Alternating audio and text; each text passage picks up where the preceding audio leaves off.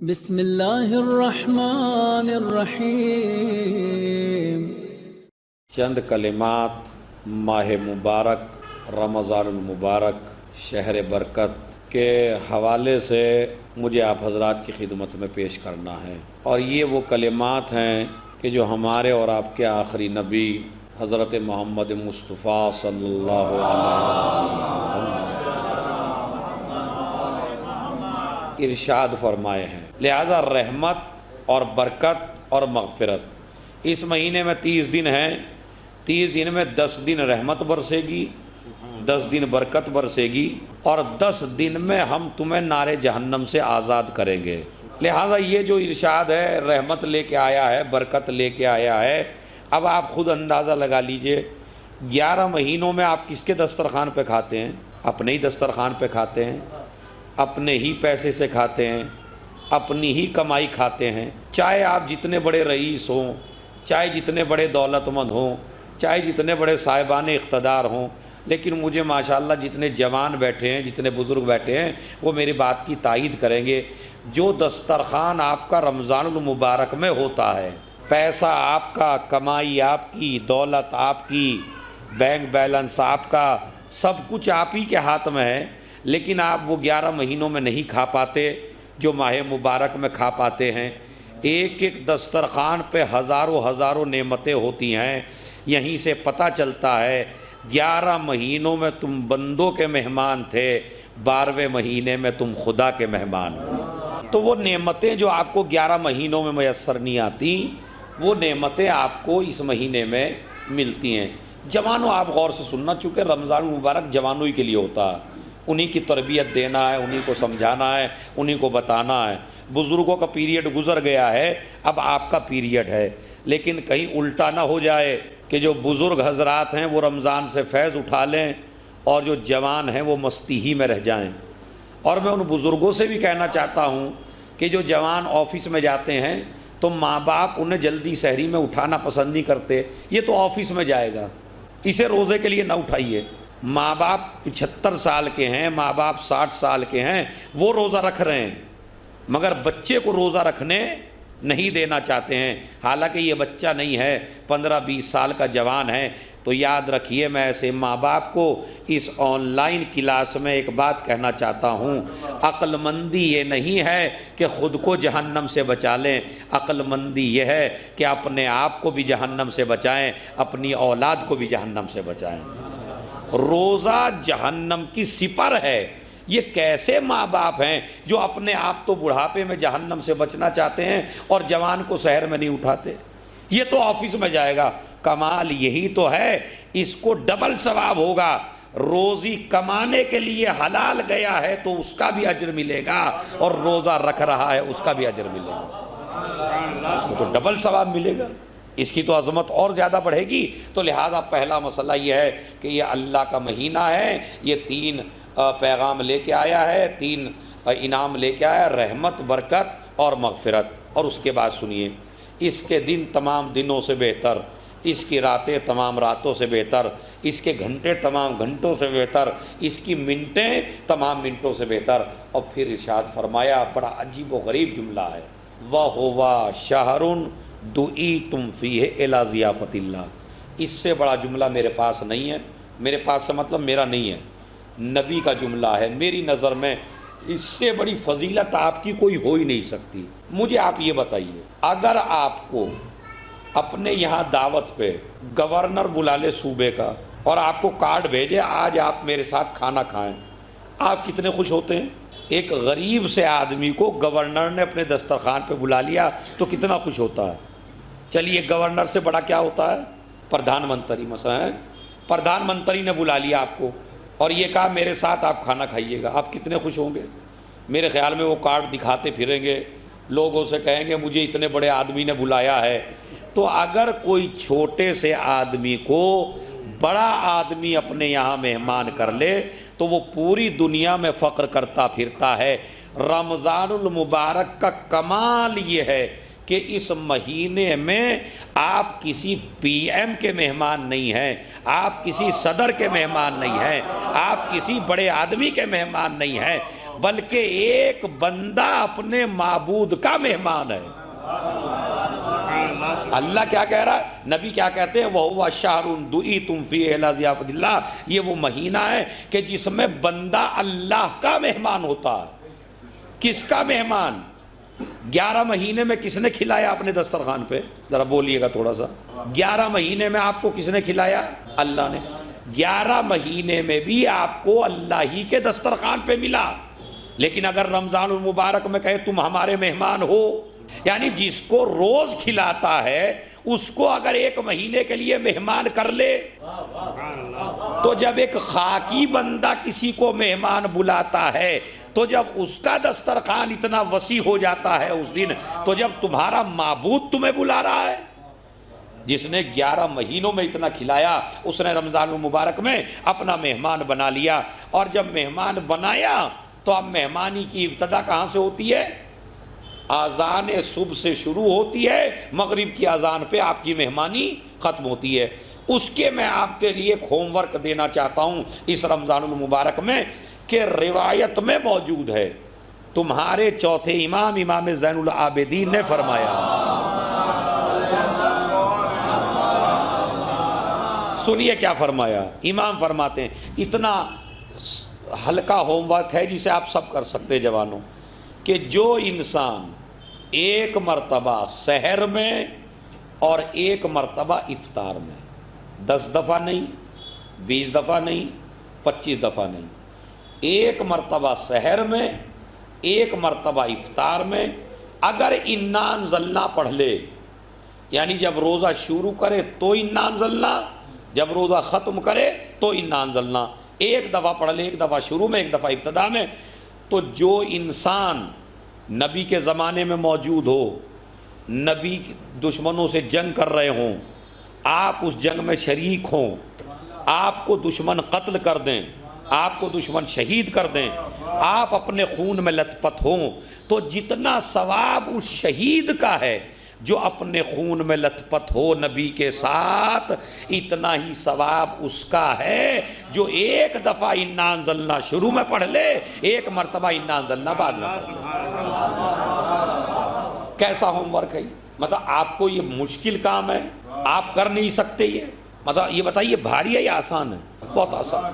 انا انزلنا کتنی دیر میں آپ ختم کر سکتے ہیں؟ اور وہ شہید جو میدان جنگ میں شہید ہوا، وہ نبی کے ساتھ میں، جتنا اللہ اس شہید کو اجر دے گا اتنا اس کو ملے گا جو خالی رمضان المبارک میں انا انزلنا پڑھے گا۔ تو انشاءاللہ آپ میرے سے وعدہ کریں گے کہ ہم انا انزلنا ضرور صبح کے وقت اور رات کے وقت ضرور پڑھیں گے۔ ایک کام تو یہ ہے۔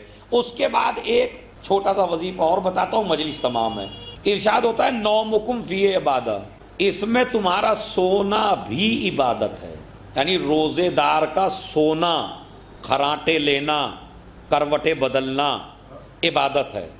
یہ حدیث تمام شیعوں نے لکھی، تمام سنیوں نے لکھی کہ روزے دار کا سونا عبادت ہے۔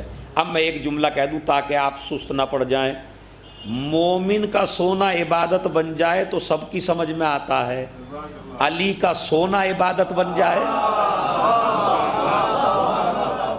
اس میں مولوی صاحب کو بڑی پریشانی ہوتی ہے، بھلا علی کا سونا عبادت کیسے بن گیا؟ جس طرح آپ کا روزے کی حالت میں سونا عبادت بن گیا، اسی طرح علی کا سونا بھی عبادت ہے۔ اسی لیے ہم اس نظریے کو مانتے نہیں ہیں، الصلاۃ خیر من النوم، ہم اس نظریے کے مخالف ہیں۔ نماز سونے سے بہتر ہے۔ بھائی نماز سونے سے بہتر کیسے ہو سکتی ہے جبکہ نماز بھی اس کے حکم سے آتی ہے اور نیند بھی اسی کے آرڈر سے آتی ہے؟ تو یہ کیسا جملہ ہے نماز سونے سے بہتر ہے؟ نہیں، وقت پڑ جائے تو نماز بہتر ہے، وقت پڑ جائے تو سونا بہتر ہے۔ اس لیے کہ اگر سونا حکم خدا سے ہو تو سونا بہتر ہے، نماز حکم خدا سے ہو تو نماز بہتر ہے۔ یہ نہ کہیے نماز سونے سے بہتر ہے۔ اچھا سونا کیوں عبادت بنا آپ کا مجھے بتا سکتا ہے کوئی؟ روزے دار کا سونا کیوں عبادت ہے؟ کہا اس لیے کہ یہ صبح سے لے کے شام تک اللہ کے حکم سے ان چیزوں سے رکے گا جن چیزوں سے اللہ نے روکا ہے۔ گھر میں ٹھنڈا پانی ہوگا، فریج ہوگا، اکیلا ہوگا، کوئی دیکھنے والا نہ ہوگا، مگر یہ روزے دار پانی نہیں پی سکتا. پی سکتے آپ؟ نہ آپ کی بیوی ہے، نہ آپ کے بچے ہیں، نہ آپ کا رشتہ دار ہے، اکیلے گھر میں آرام کر رہے ہو، مزے لے رہے ہو، ٹھنڈا پانی موجود ہے، پیاس بہت زیادہ لگ رہی ہے، پی سکتے ہو پانی؟ نہیں. کیوں؟ کہ اللہ نے منع کیا. کھانا نہیں کھائیں گے، اللہ نے منع کیا ہے.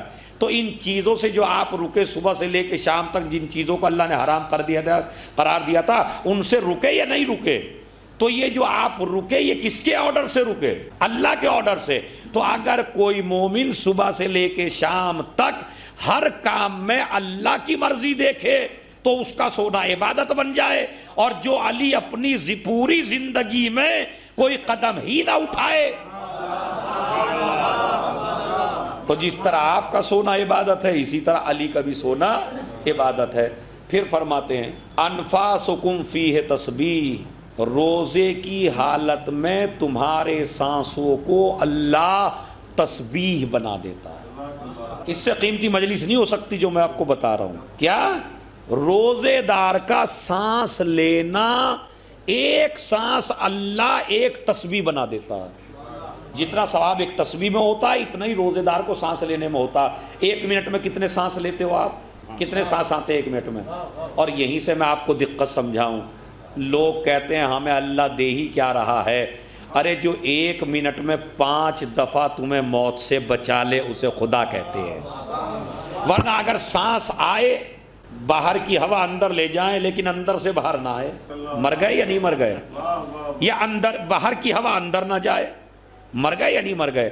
اچھا یہ جو آکسیجن استعمال کر رہے ہو اس وقت، اس میں تمہیں کوئی محنت لگ رہی ہے؟ مطلب جو ہم بیٹھے ہیں آپ آکسیجن لے رہے نہیں لے رہے، اس میں کوئی محنت لگ رہی ہے آپ کی؟ نہیں لگ رہی ہے.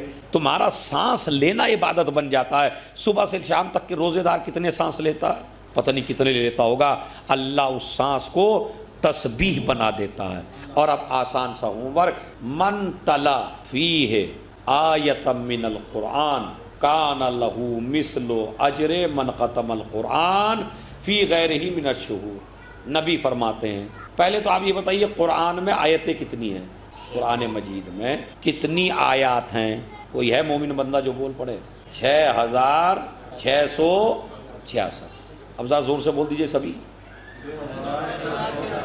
اس لیے کہ یہ باتیں آپ کو معلوم ہونی چاہیے. قرآن مجید کے خلاف تو آج کل اپنے ہی بولنے لگے. تو اس وقت تمہارے اوپر واجب اور ضروری ہے قرآن مجید کی نالج حاصل کرنا، تاکہ تمہارے مذہب کو کوئی ذلیل نہ کر سکے. اب دیکھیے قرآن 6666 آیتیں ہیں. ایک آیت ہے بسم اللہ الرحمن الرحیم. یہ ایک آیت ہے بسم اللہ الرحمن الرحیم. اب سنیے غور سے.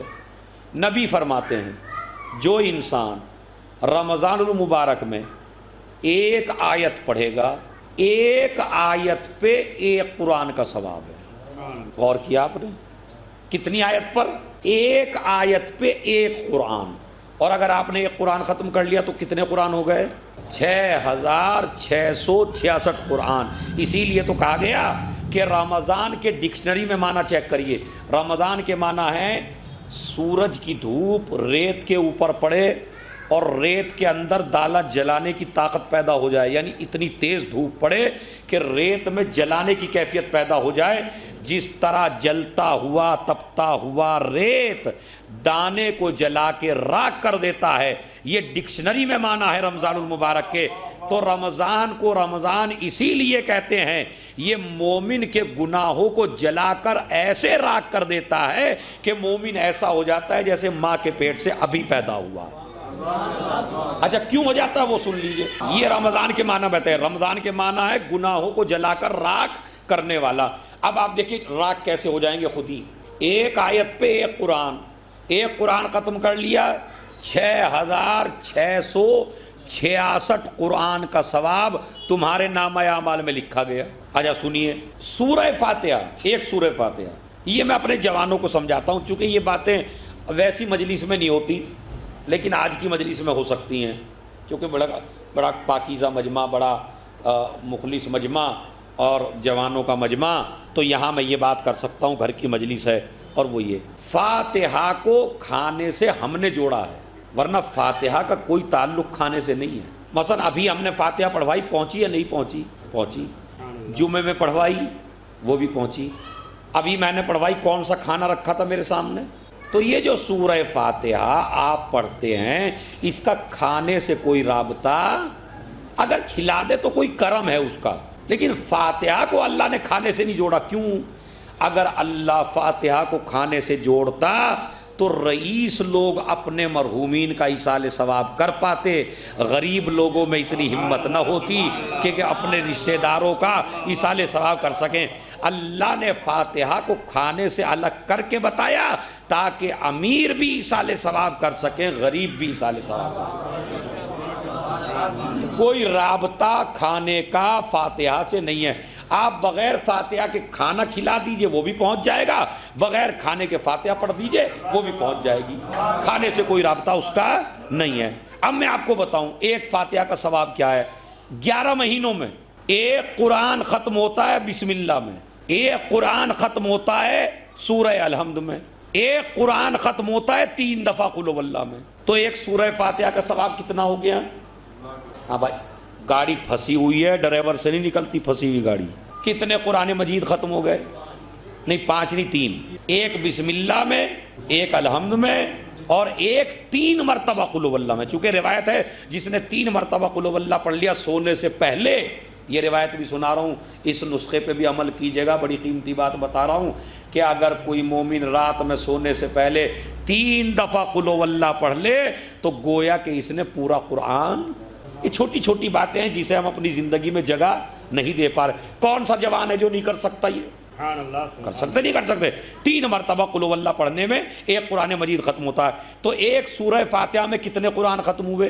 3 قرآن ختم ہوئے، جس کو پڑھنے میں ہم راجدھانی بن جاتے ہیں، ہم جہاز کی اسپیڈ سے چلتے ہیں سورہ فاتحہ میں۔ پہلے تو میں آپ کو بتاؤں، یہ آپ کو جو کھانا کھلاتا ہے نا مجلس کے بعد میں، یہ آپ کو فاتحہ کا کھلاتا ہے، اور اگر آپ فاتحہ ٹھیک نہ پڑھیں تو مجھے نہیں پتا کھانا جائز ہے یہ کھانا نہ جائز۔ مولوی کی سورہ فاتحہ ختم نہیں ہو پاتی، آپ کی سورہ فاتحہ بڑی جلدی ختم ہو جاتی۔ ادھر سورہ فاتحہ کا، ادھر منہ پہ ہاتھ ایسا پھیرا جیسے پورا قرآن پڑھ لیا ہو تم نے۔ اتنی جلدی کیسے ہو جاتی ہے بھائی؟ کم سے کم کچھ تو دیر لگتی ہے۔ اب 2 باتیں ہیں، یا تو آپ کی اسپیڈ مولوی سے تیز ہے، یا پھر آپ چکر دے رہے ہیں، آپ پڑھ نہیں رہے ہیں، بہکا رہے ہیں آپ خالی۔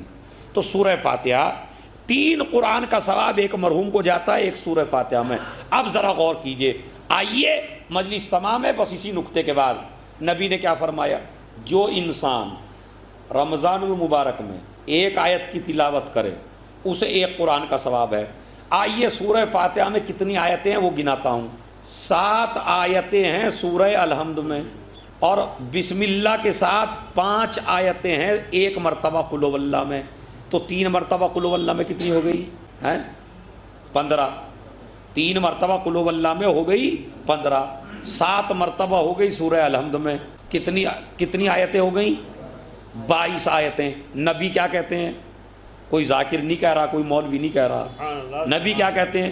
جو رمضان المبارک میں ایک آیت پڑھے گا اسے ایک قرآن کا ثواب ملے گا۔ تو جس نے اپنے مرحوم کے لیے رمضان المبارک میں ایک سورہ فاتحہ پڑھی تو اس کا مطلب ہے 22 قرآن پہنچائے۔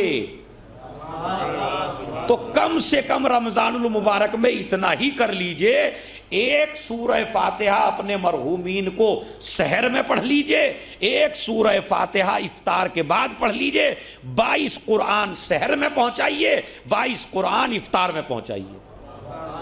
کتنا ثواب ہے، کتنا اجر اور ثواب ہے ایک سورہ فاتحہ کا۔ بس عزیزو، یہ رمضان المبارک اللہ کا مہینہ ہے، بڑا برکتوں کا مہینہ ہے، مغفرت کا مہینہ ہے۔ جو مجھے کہنا تھا وہ میں نے کہہ دیا، مجلس تمام ہو گئی۔